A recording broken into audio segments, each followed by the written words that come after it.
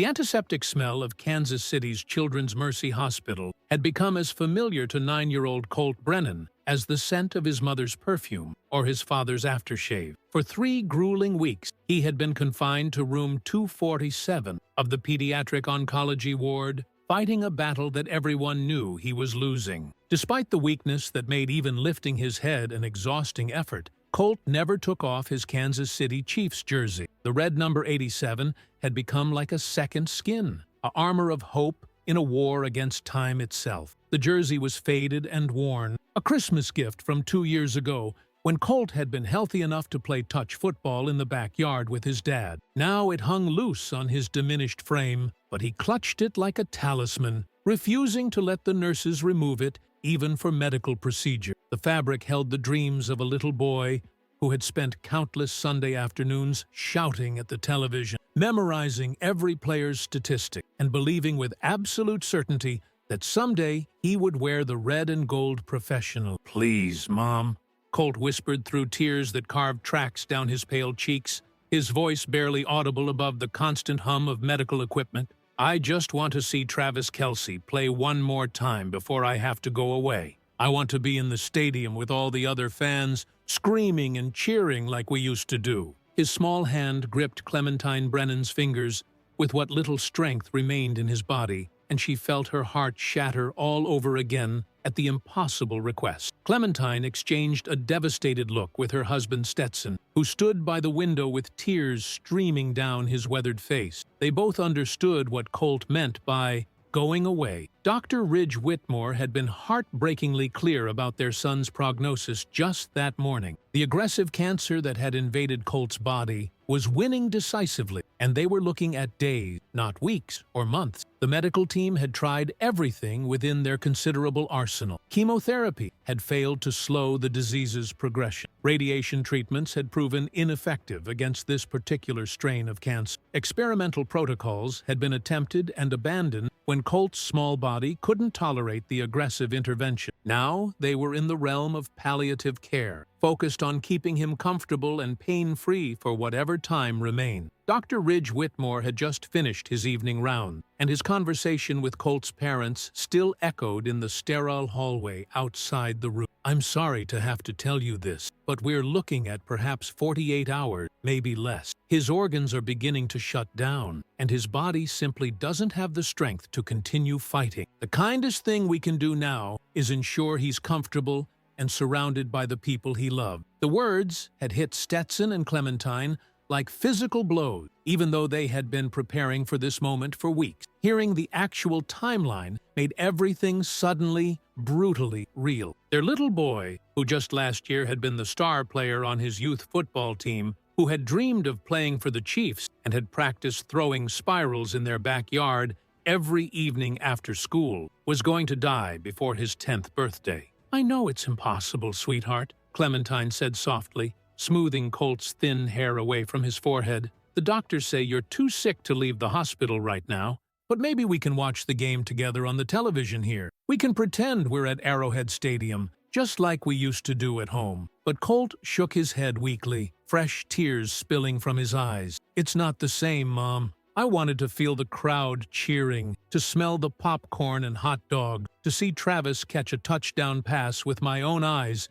instead of through a screen. I wanted to wear my jersey and be a real Chiefs fan, not just a sick kid watching from a hospital bed." The heartbreak in his voice was almost unbearable for his parents to witness. This was their child who had never asked for much, who had endured months of painful treatments without complaint, who had tried to stay positive even when the prognosis grew increasingly dire. All he wanted was one perfect afternoon at a football game, and it was the one thing they couldn't give him. That's when they heard an unusual commotion in the hospital corridor outside Colt's room. Voices were speaking in urgent, excited whispers, and there was the sound of multiple footsteps moving quickly down the hallway. Nurses were clearly talking about something unexpected, their professional composure giving way to barely contained excitement. Magnolia Hay, Colt's primary nurse, and the woman who had become like a second mother to him over the past 3 weeks, appeared in the doorway with an expression of complete amazement on her. Behind her, they could see other staff members craning their necks to see into the room, as if something extraordinary was about to happen. Colt Magnolia said,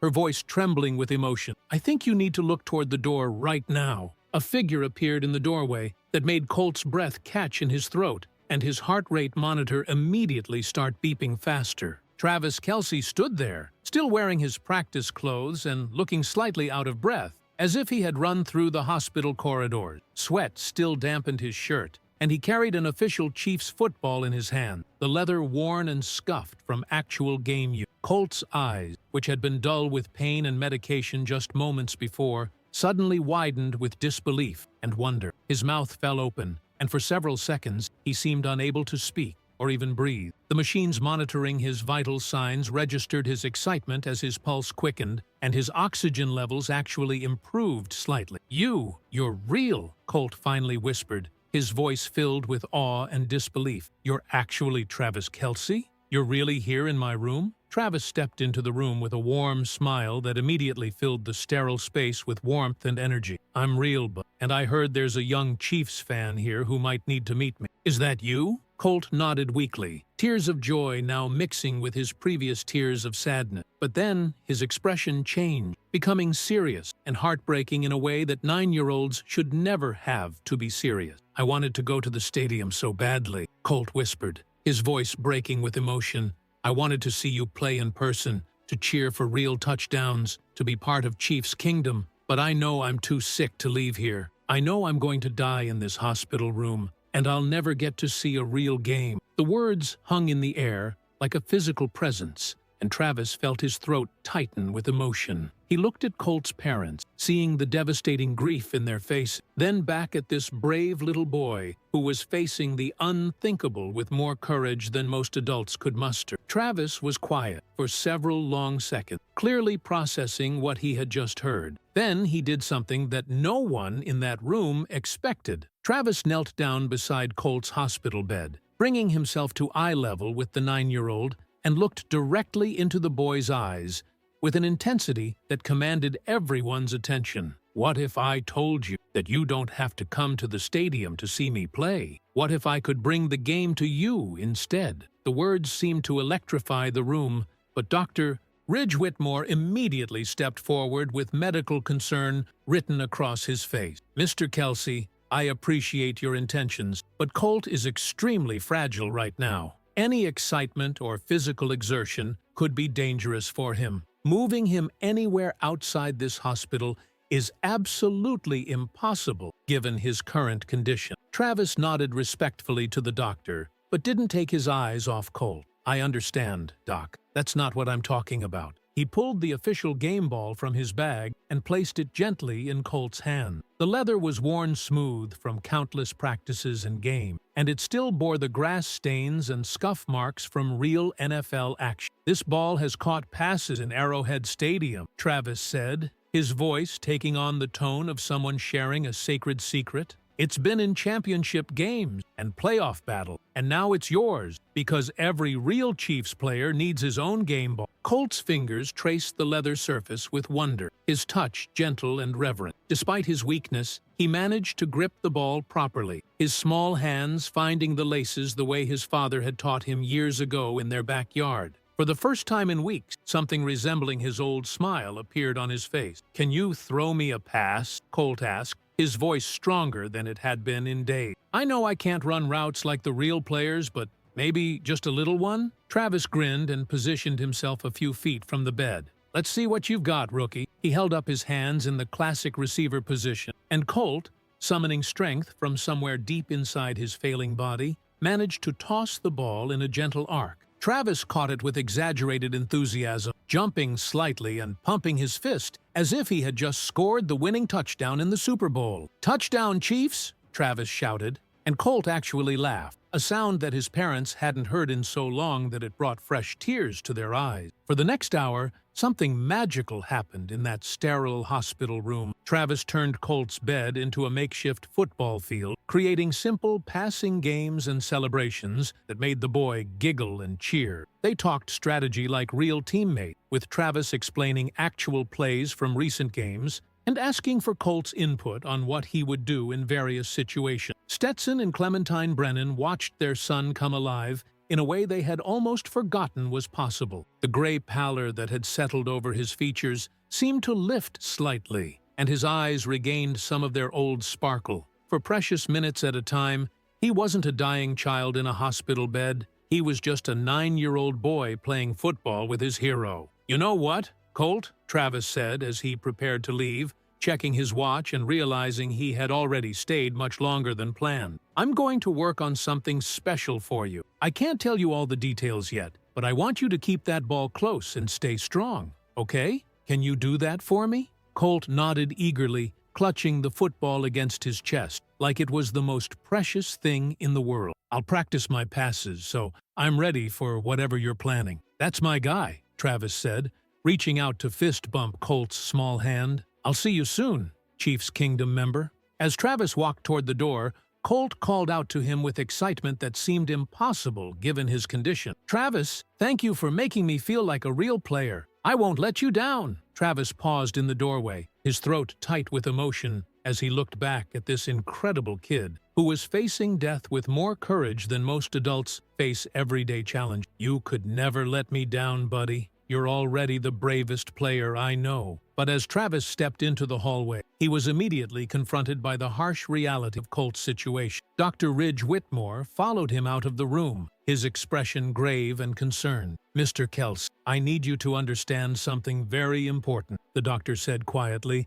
making sure they were out of earshot of the family. "What you just did in there was wonderful, and I've never seen Colt respond so positively to anything since he's been here. But I also need you to be aware that his condition is deteriorating rapidly. We're not talking about weeks or even many days. His organs are beginning to fail, and his body is shutting down." Travis felt his stomach drop as the full weight of what the doctor was telling him sank in. "How long are we talking about, Doc?" 48 hours, maybe 72 at the most," Dr. Whitmore said, with the gentle directness that came from years of delivering devastating news to family. "I'm telling you this because I can see that you care about him, and I don't want you to make promises that, well, that might be impossible to keep." Travis stared through the window at Colt, who was showing his parents the football and excitedly retelling every moment of their impromptu game. The boy's enthusiasm was heartbreaking and inspiring at the same time, and Travis realized he had just committed himself to something that might be far more complicated than he had initially imagined. "Whatever happens, Doc, I'm going to make sure that kid knows he mattered," Travis said firmly. "I'm going to make sure his last days are filled with as much joy as possible." As Travis drove home that evening, his mind was racing with ideas and possibilities. He had made a vague promise to Colt about doing something special, but now he was faced with the challenge of figuring out exactly what that something could be. The boy was too sick to travel, too weak for most activities, and running out of time faster than anyone wanted to acknowledge. But there was something about Colt's spirit, something about the way his eyes had lit up when he held that football, that made Travis determined to find a way to give him an experience that would matter. Not just a nice gesture or a charitable visit, but something truly extraordinary that would show Colt he was valued and remembered. That night, Travis barely slept. He kept thinking about Colt's words about wanting to be in the stadium, to feel like a real fan, to experience the energy and excitement of a live game. And gradually, an idea began to form in his mind, an idea so ambitious and unprecedented that he wasn't even sure it was possible. But as he lay awake, staring at the ceiling, Travis kept hearing Colt's voice, saying he wanted to feel like a real Chiefs player. And slowly, a plan began to take shape that would either be the most meaningful thing Travis had ever done, or a logistical nightmare that could break a dying child's heart. By morning, Travis had made his decision. He was going to try to give Colt Brennan an experience that no other young Chiefs fan had ever had. The only question now was whether he could pull it off in the limited time they had left. Colt woke up Sunday morning asking the question that had become his first words every day. "Is Travis coming back today?" His voice was weaker than it had been the day before, and Clementine noticed that he was having more difficulty sitting up in bed without assistance. The brief surge of energy from Travis's visit seemed to be fading, and the harsh reality of his condition was reasserting itself. Dr. Ridge Whitmore made his morning rounds with a heavier heart than usual. The overnight test showed that Colt's kidney function was declining more rapidly than expected, and his liver was showing signs of significant stress. Most concerning was his white blood cell count, which indicated that his immune system was essentially shutting down. "How much time do we really have?" Stetson asked the doctor in the hallway, his voice barely above a whisper. The question he and Clementine had been afraid to ask was now impossible to avoid. "I'm sorry to say this, but we may be looking at hours rather than days," Dr. Ridge admitted. "His body is failing faster than we anticipated. I would encourage you to contact any family members who might want to say goodbye." The words hit Stetson like a physical blow. Hours. They were talking about hours now, not the days they had been hoping for. How do you tell a 9-year-old that he's dying? How do you make peace with losing your child when he still believes his football hero is coming back to see him? Back in the room, Magnolia Hayes was trying a new pain management protocol that seemed to give Colt some relief. For about 2 hours in the middle of the day, he was alert and comfortable enough to sit up and talk with more energy than he had shown in days. "Mom, do you think Travis planning something really special?" Colt asked, his eyes brighter than they had been all morning. He had this look like he was thinking about something big. "Maybe he's going to bring some other players to meet me." Clementine felt her heart breaking as she looked at her son's hopeful face. She didn't want to crush his dream, but she also knew that building up expectations might make his final disappointment even more painful. "I don't know, sweetheart. But whatever happens, I know Travis cares about you very much. I think he's going to do something amazing," Colt said with the absolute certainty that only children possess. "I can feel it. It's like when you know your team is going to score a touchdown even before they snap the ball." For those precious few hours, Colt seemed almost like his old self. He asked Magnolia to help him practice throwing the football Travis had given him, and he managed several decent spirals despite his weakness. He talked enthusiastically about different Chiefs players and their statistics, reciting information he had memorized during countless hours of watching games with his father. But as the afternoon wore on, Colt's condition began to deteriorate again. His temperature spiked, and he became increasingly drowsy, despite the pain medication. By evening, he was struggling to stay awake for more than a few minutes at a time. "Travis, is he coming tomorrow?" Colt whispered to his mother as she held his hand beside the bed. "I don't know, baby," Clementine said honestly, tears streaming down her face. "But you need to rest now." "I don't want to rest," Colt said with a flash of his old stubbornness. "What if I miss him? What if he comes while I'm sleeping and I don't get to see him?" The fear in his voice heartbreaking. This little boy was fighting to stay conscious, not because he was afraid of dying, but because he was afraid of missing another moment with his hero. The innocence and hope in that sentiment made even the hardest-hearted nurses wipe away tears. Around midnight, Colt had what Dr. Ridge described as a significant episode. His blood pressure dropped dangerously low. His breathing became labored, and for several terrifying minutes, it looked like they might lose him right then. The medical team worked frantically to stabilize him while his parents held each other in the hallway, praying desperately for just a little more time. When Colt finally stabilized, he was weaker than ever before. His skin had taken on a grayish pallor that medical professionals recognize as a sign that the body is beginning to shut down. His breathing was shallow and irregular, and he seemed to drift in and out of consciousness. "Is this it?"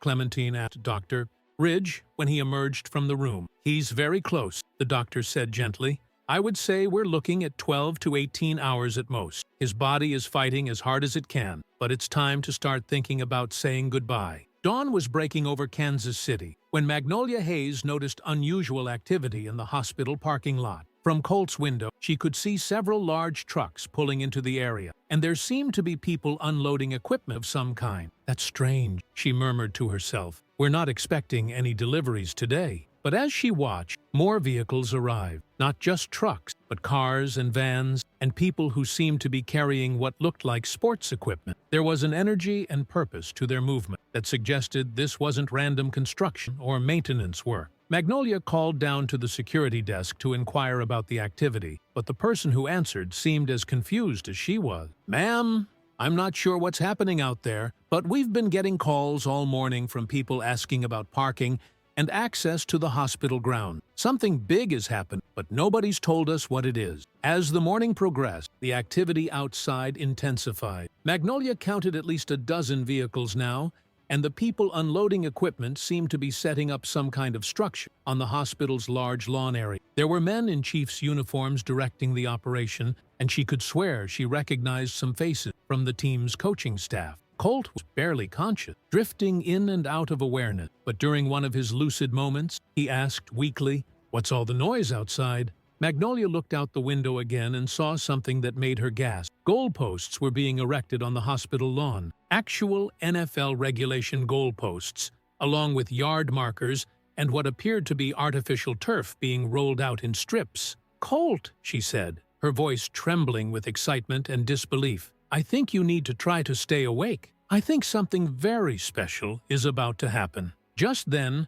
Travis Kelce appeared in the doorway with Boone Calloway, the Chiefs' community outreach coordinator. Both men had huge smiles on their faces, and Travis was carrying what looked like an official Chiefs uniform in a size that would fit a 9-year-old boy. "Good morning, rookie," Travis said, his voice filled with energy and anticipation. "Are you ready for the most important game of your career?" Colt's eyes fluttered open at the sound of Travis's voice, and despite his weakened condition, he managed to focus on the familiar figure standing beside his bed. The sight of the small Chief's uniform in Travis's hands made him blink in confusion, as if he wasn't sure whether he was dreaming or awake. "Travis," Colt whispered, his voice barely audible. "You came back. I was so scared. You wouldn't come back." "I told you I was working on something special, didn't I?" Travis said, kneeling beside the bed so he could speak directly to Colt at eye level. "Well, it's game day, and the Kansas City Chiefs have a very important matchup today. But here's the thing, we can't play without our newest team member." Boone Calloway stepped forward with a warm smile. "Colt,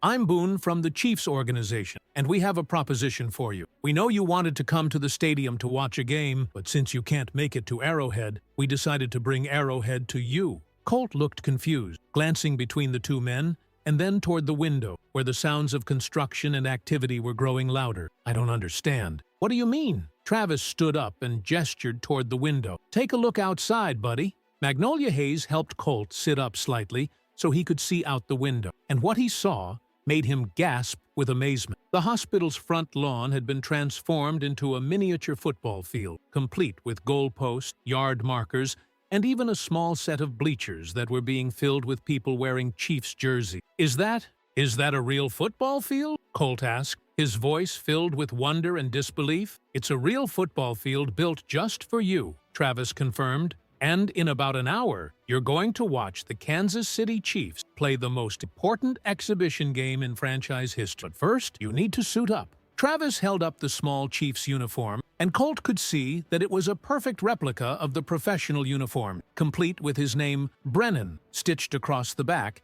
and the number 12, his favorite number since he was old enough to choose. "This is mine?" Colt whispered, reaching out to touch the fabric with trembling fingers. "A real Chiefs uniform with my name on it? Every player needs his uniform," Boone said. "And you, Colt Brennan, are officially being added to the Chiefs roster for today's game." Dr. Ridge Whitmore, who had been observing from the doorway, stepped forward with medical concern. "Gentlemen, I appreciate what you're trying to do, but Colt is extremely fragile. Moving him outside, exposing him to crowds and excitement, it could be very dangerous for him in his current condition." Travis nodded respectfully to the doctor. "We've thought about that, Doc. We're not planning to move Colt anywhere he doesn't want to go, but we do have a special viewing setup that would let him be part of the action while staying safe and comfortable. Would that be possible?" Dr. Ridge looked at Colt, whose eyes were brighter and more alert than they had been in days. The boy was practically vibrating with excitement despite his physical weakness, and the doctor realized that sometimes medical considerations had to be balanced against emotional and spiritual needs. "If we can keep him in a controlled environment with medical supervision, and if he feels up to it, I suppose we could arrange something," Dr. Ridge said carefully. But at the first sign of distress or deterioration, he comes back inside immediately. Colt tried to sit up straighter, summoning strength from somewhere deep inside his failing body. "Please, Dr. Ridge, please let me watch Travis play. I promise I'll be good. I promise I won't cause any trouble." The pleading in his voice was impossible to resist, and even the most cautious medical professional couldn't deny a dying child his final wish when it was presented with such hope and determination. "Okay, Colt," Dr. Ridge said gently, "but we do this my way, with full medical support and monitoring. Deal?" "Deal," Colt said with more energy than he had shown in weeks. The next hour was a whirlwind of activity as the medical team prepared a mobile setup that would allow Colt to be outside while maintaining full life support and monitoring capability. Magnolia Hayes worked with the hospital's equipment team to create a specialized chair that would keep Colt comfortable and stable while giving him the best possible view of the action. Meanwhile, outside on the makeshift field, more Chiefs players were arriving. Not just a few teammates making a courtesy appearance, but what appeared to be a significant portion of the active roster. They were warming up, running actual drills, and treating this makeshift field like a real practice facility. "How many players are coming?" Stetson asked Travis in amazement. "Let's just say that when the guys heard about Colt, nobody wanted to miss this," Travis replied. "This kid has touched a lot of hearts in a very short time." Clementine was crying as she helped dress Colt in his new uniform. Despite his weight loss and physical weakness, seeing him in the red and gold jersey made him look like the football-loving little boy she remembered from before the illness. For a moment, she could pretend that this was just another Sunday afternoon, and they were getting ready to watch a game together as a family. "How do I look, Mom?" Colt asked, admiring himself in the mirror that Magnolia held up for him. "You look like a real Chiefs player," Clementine said through her tears. "You look perfect." As they prepared to move Colt outside, Travis knelt beside his chair one more time. "Are you ready for this, rookie? Once we go out there, you're not just watching the game, you're part of it. You're going to be the most important player on that field today." Colt nodded eagerly, clutching his original football from Travis in one hand and reaching for Travis's hand with the other. "I'm ready, Coach. Let's go play some football." The moment they wheeled Colt outside was nothing short of magic. The makeshift field was surrounded by more than 100 people, hospital staff, other patient families, Chiefs fans who had somehow heard about the event, and what appeared to be local media who had been tipped off about something extraordinary happening. But the most amazing sight was the field itself, where nearly 20 Kansas City Chiefs players were warming up in full uniform, treating this small patch of hospital lawn like Arrowhead Stadium itself. When they saw Colt being wheeled onto the sideline in his matching uniform, every single player stopped what they was doing and began applauding. The sound of professional athletes giving a standing ovation to a dying 9-year-old boy was unlike anything anyone present had ever experienced. Colt's face lit up with pure joy, and for that moment, he wasn't a sick child. He was exactly what Travis had promised him he would be, the most important player on the field. As the afternoon sun cast long shadows across the makeshift field, Travis found himself experiencing pre-game nerves unlike anything he had felt before stepping onto a professional football field. This wasn't about playoff implications or championship aspirations. This was about giving a dying child the most perfect afternoon of his short life, and the pressure of that responsibility was almost overwhelming. He had spent the previous sleepless night going over every detail of the plan with Boone Calloway and the team's event coordinators. What if Colt was too weak to enjoy the experience? What if the excitement proved too much for his failing heart? What if they had built up expectations so high that reality couldn't possibly measure up to a 9-year-old's dream? "Travis, you're overthinking this," Boone had told him during their 3 a.m. phone call. "You saw the look in that kid's eyes yesterday. He's not asking for perfection. He's asking for connection. He wants to feel like he matters, like he's part of something bigger than his hospital room." Now, watching Colt's face light up as he took in the scene around him, Travis realized that Boone had been right. This wasn't about creating a flawless performance. It was about showing one brave little boy that his dreams were worth moving heaven and earth to fulfill. Meanwhile, in the hospital room they had just left, Stetson and Clementine Brennan were struggling with emotions they couldn't begin to articulate. Watching their son suited up in a real Chiefs uniform, surrounded by his hero, should have been the happiest moment of their lives. Instead, it was bittersweet beyond description, because they knew this was likely Colt's last day of true joy. "He looks so happy," Clementine whispered to her husband as they watched through the window. "Look at how he's talking to those players. He looks like any other kid at his first football game." "That's exactly what Travis wanted," Stetson replied, his voice thick with emotion. He wanted Colt to feel normal, to feel special, to feel like his dreams mattered. "I don't know how we'll ever thank him for this."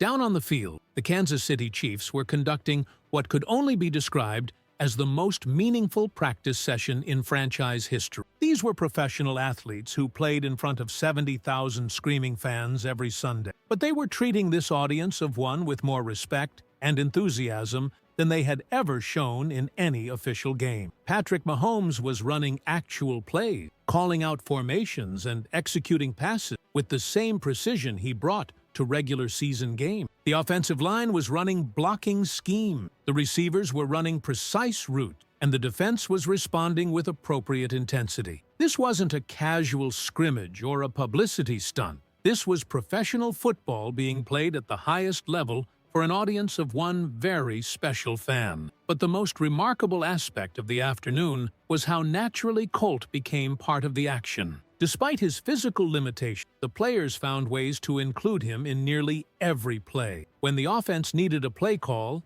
they consulted with Coach Colt on the sideline. When someone scored a touchdown, they brought the ball over for him to hold. When the defense made a big stop, they celebrated with him as if he had made the tackle himself. "What do you think, Coach?" Travis asked Colt during a timeout, kneeling beside his specialized chair. "Should we try that trick play we talked about?" Colt's eyes were bright with excitement, despite his obvious physical exhaustion. "Yes, the one where you fake the handoff and then throw it deep to Tyreek." "You got it, boss," Travis said, tousling Colt's hair gently. "One trick play coming up, just for you." Dr. Ridge Whitmore watched from nearby, monitoring Colt's vital signs through portable equipment that had been discreetly integrated into his viewing setup. Medically speaking, this level of excitement should have been dangerous for a child in Colt's condition. His heart rate was elevated, his breathing was more rapid than normal, and his body was using energy reserves that he didn't really have. But something remarkable was happening that defied medical explanation. Instead of deteriorating under the stress of excitement, Colt seemed to be drawing strength from the experience. His color was better than it had been in days. His voice was stronger, and most importantly,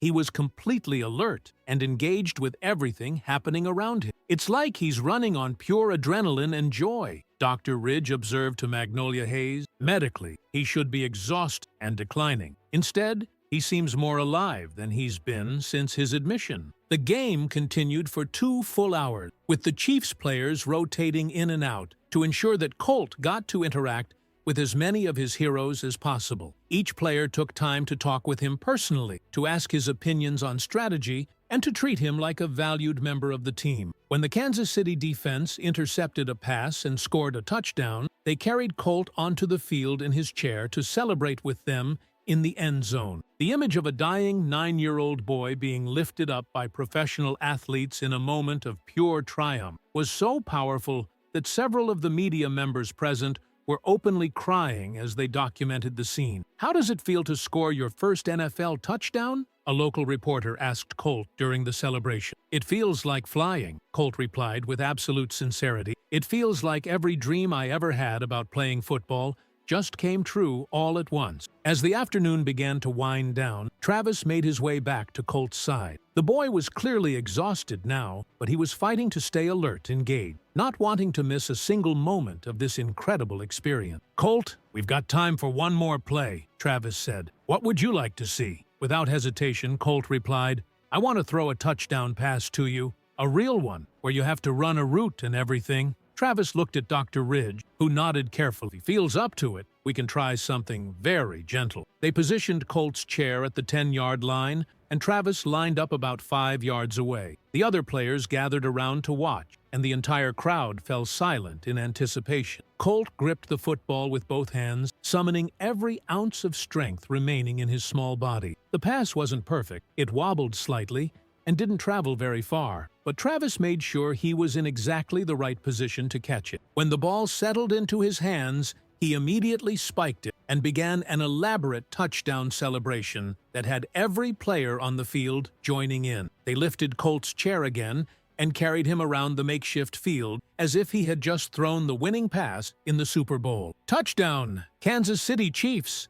The team's official announcer, who had volunteered his services for the day, called out over the portable sound system. Rookie quarterback Colt Brennan finds Travis Kelce in the end zone for 6 points. What a throw by the kid from Kansas City! The celebration continued for several minutes, with players taking turns congratulating Colt and treating his touchdown pass as if it were the most important play in franchise history. For those precious moments, Colt wasn't a sick child being humored by professional athletes. He was a legitimate member of the team who had just contributed to their success. As the formal activities began to wind down, something unexpected happened. Other families from the hospital had gathered to watch the proceeding, and many of them approached Colt to tell him how much his courage had inspired them. Children who were fighting their own battles with serious illnesses wanted to meet the boy who had gotten the Kansas City Chiefs to build a football field just for him. "You're famous now," one 8-year-old cancer patient told Colt with obvious admiration. "You're the kid who got to play with real NFL players. That's the coolest thing ever." Colt beamed with pride at the recognition from his fellow patient. For a child who had spent weeks feeling weak and helpless, being seen as a hero by other kids was perhaps the most meaningful part of the entire. Travis watched these interactions with growing emotion. He had set out to give one special child a memorable afternoon, but what had emerged was something much larger and more significant. The entire hospital community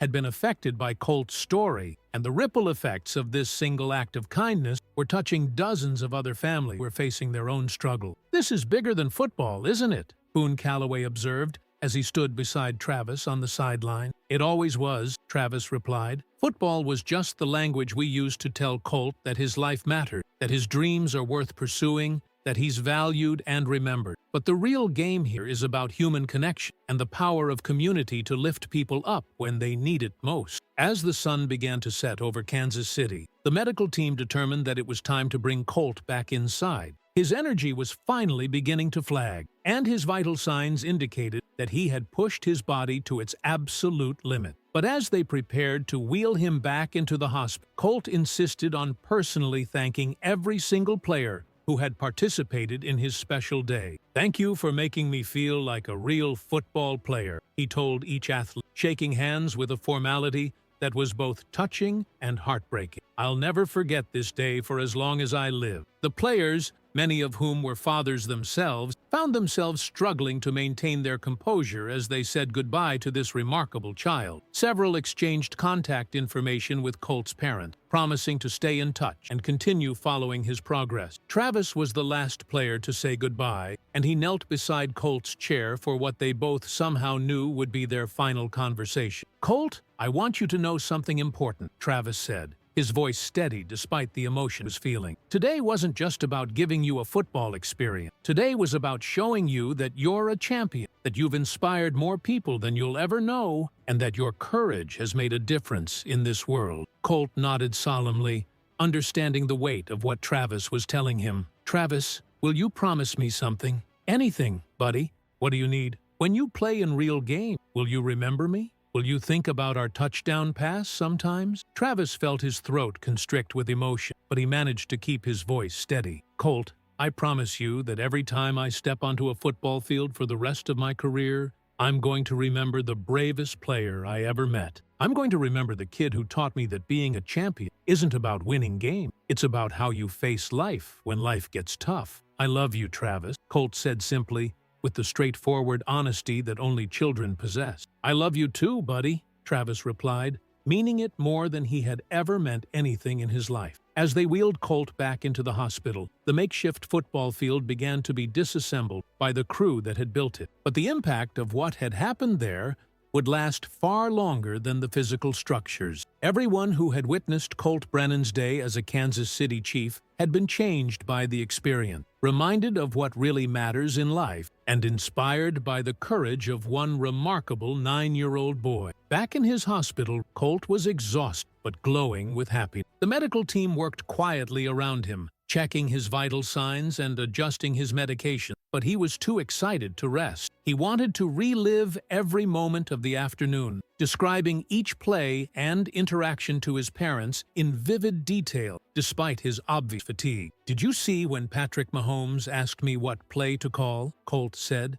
his voice animated despite its weakness. "And when Travis caught my touchdown pass? And when all the players carried me around the field like I was the hero?" Clementine sat beside his bed, holding his hand and marveling at the transformation in her son. For the past few weeks, conversations had been difficult. Colt struggled with pain and medication that left him drowsy and confused. Now, despite his physical exhaustion, his mind was sharp and his spirit was soaring. "You were the hero today, sweetheart," she told him. "You were the most important person on that entire field." "I felt like it, Mom," Colt replied with wonder in his voice. "For the first time since I got sick, I felt like me again. Not sick Colt, not dying Colt, just me. Just a kid who loves football and got to play with his heroes." Dr. Ridge Whitmore completed his examination with mixed emotion. Medically, Colt's condition remained critical and was continuing to deteriorate. His organ function was declining, his body was shutting down, and all the joy and excitement in the world couldn't change the fundamental reality of his illness. But there was something in Colt's demeanor that transcended medical chart and test results.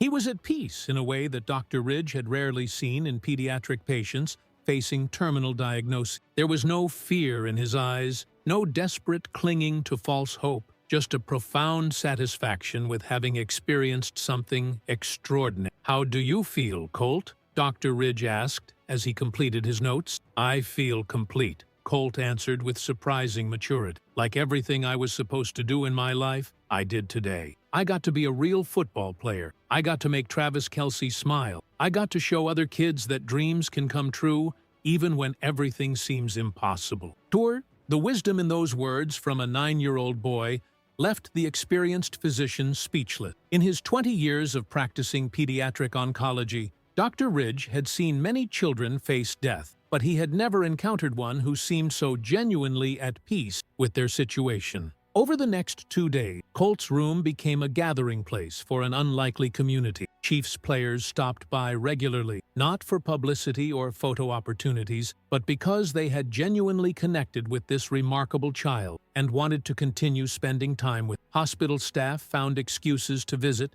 drawn by Colt's positive energy and the inspiring atmosphere that surrounded him. Other young patients and their families also gravitated toward Colt's room, wanting to meet the boy who had gotten the Kansas City Chiefs to build a football field in his honor. Colt welcomed each visitor with enthusiasm, sharing his football knowledge and encouraging other children who were facing their own health battle. "The coolest thing about having the Chiefs come here," Colt told a 7-year-old leukemia patient, "is that it proved anything is possible. If they can build a football field on hospital grass, then maybe your treatments will work better than the doctors expect. You just have to keep believing in good things." Travis visited every day, sometimes bringing teammates, sometimes coming alone just to talk with Colt about football, life, and dream. These conversations became precious to both of them, creating a bond that transcended the typical relationship between a professional athlete and a young fan. "Colt, I've been thinking about something you said," Travis mentioned during one of these visits. "You said that playing football with us made you feel complete. What did you mean by that?" Colt considered the question seriously, as he did most things despite his young age. "I think everybody has something they're supposed to do while they're alive, you know? Something that makes them feel like they matter. For me, it was always about football and being part of a team. I thought I'd never get to experience that because I got sick, but you made it happen anyway. And now that you've experienced it, now I know that even if my body stops working, the part of me that loves football and loves being part of something bigger will always be real. That makes me not scared anymore. The profound simplicity of Colt's perspective on life and death moved Travis in ways he struggled to articulate. This child had faced the ultimate adversity with more grace and wisdom than most adults could muster, and his courage was inspiring everyone around him to reconsider their own priority and perspective. On Thursday morning, Colt woke up weaker than he had been since his special football day. His breathing was more labored, and he was having difficulty staying awake for extended periods. Dr. Ridge gathered the family for another difficult conversation about what to expect in the coming hours. His body is shutting down more rapidly now,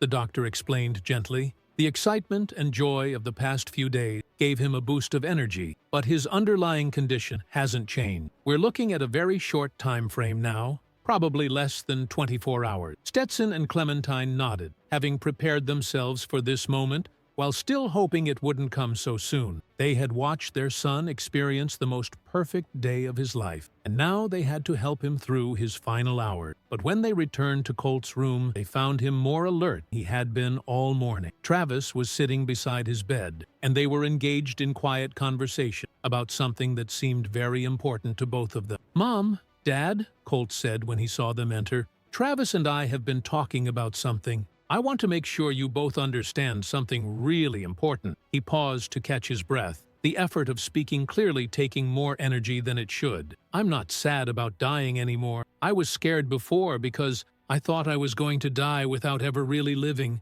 without ever doing anything that mattered. But now, I know that's not true." "What do you mean, sweetheart?" Clementine asked, sitting on the bed beside him. "I mean that I got to live my dream. I got to be a real football player, even if it was just for one day. I got to inspire other kids who are sick like me. I got to show everyone that impossible things can happen if enough people care about making them happen. That's a pretty good life, even if it's shorter than most people get." Travis stood up to leave, wanting to give the family privacy for what might be their final conversation. But Colt reached out to stop him. "Travis, thank you for teaching me that champions aren't just people who win games. Champions are people who make other people's lives better, who fight for things that matter, who don't give up when things get hard. You're the biggest champion I know, and I'm proud that I got to be on your team." That evening, as Colt slept peacefully surrounded by his parents, Travis received a call that the boy had passed away quietly in his sleep. There had been no struggle, no apparent pain, just a peaceful transition from sleep to something beyond. At Colt's memorial service a week later, Travis stood before a packed church and spoke about the 9-year-old boy who had taught him more about courage and perspective than any coach or teammate ever had. "Colt Brennan played professional football for exactly one day," Travis said to the congregation. "But in that single day, he showed all of us what it really means to be a champion. He faced the ultimate adversity with grace. He inspired everyone around him to be better. And he proved that the size of your impact on the world isn't measured by how long you live, but by how fully you embrace the time you're given." 6 months later, the Kansas City Chiefs dedicated their new practice facility to Colt Brennan, with a plaque that read, "In memory of Colt Brennan, who reminded us that the most important victories happen off the field, and that true champions are measured not by the games they win, but by the lives they touch." And every time Travis Kelce caught a touchdown pass for the rest of his career, he would point to the sky and whisper, "That one was for you, Colt. That one was for the bravest teammate I ever had."